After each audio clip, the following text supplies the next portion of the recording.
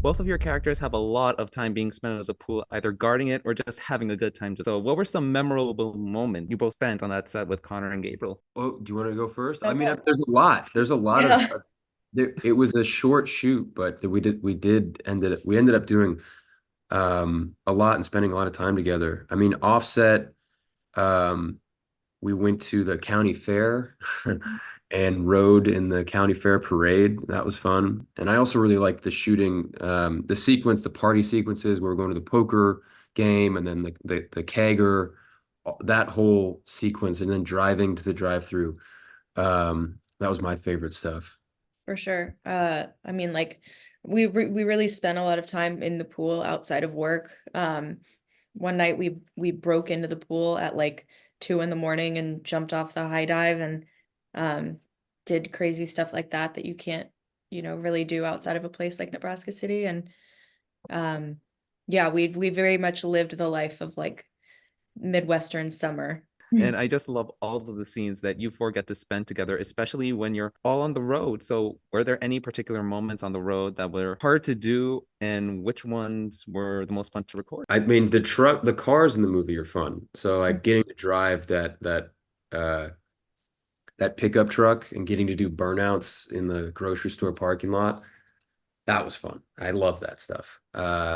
I didn't get to do the donuts, unfortunately. They wouldn't let me, but I did get to do some burnouts, and so it's good enough for me. Also, I mean, we got it's a small town, and we all, I think by the end, had gotten pulled over at least once. But luckily, the sheriff in town was kind enough to let us off without with a warning. But both on and off screen, there was a lot of Oh, driving car shenanigans. drama.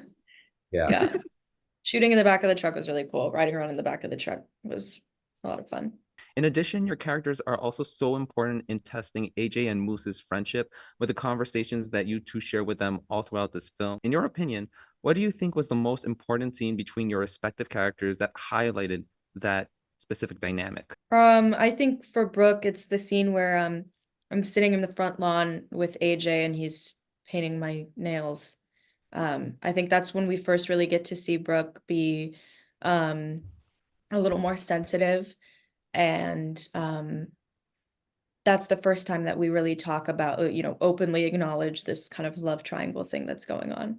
I think, yeah, for Shane, it's maybe either the scene when they go get burgers and tells AJ he's got to risk it for the biscuit, or when they go camping, and talk about Brooke.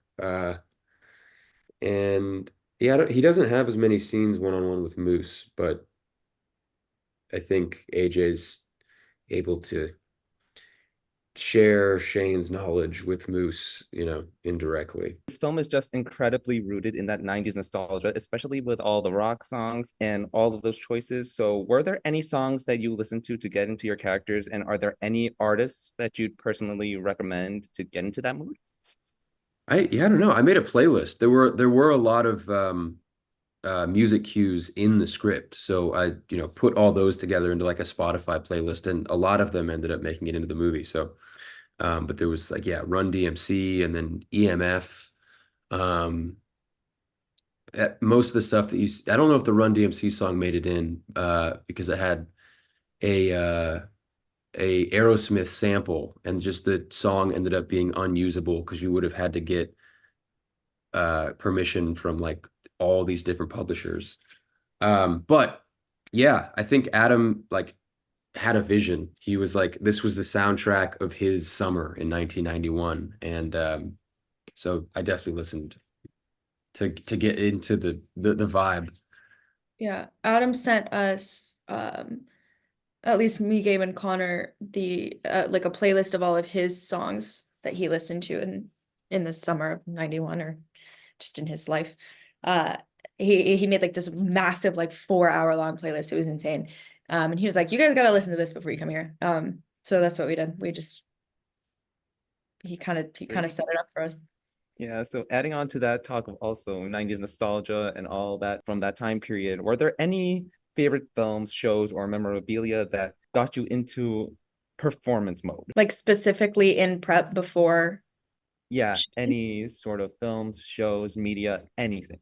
I mean, I grew up watching a lot of those 80s, 90s coming of age movies, and so I think just like having those, like the memory of those and like the vibe of those playing in the back of my head. Like I watched, Weird Science and Better Off Dead like a billion times, and um yeah, stuff like that.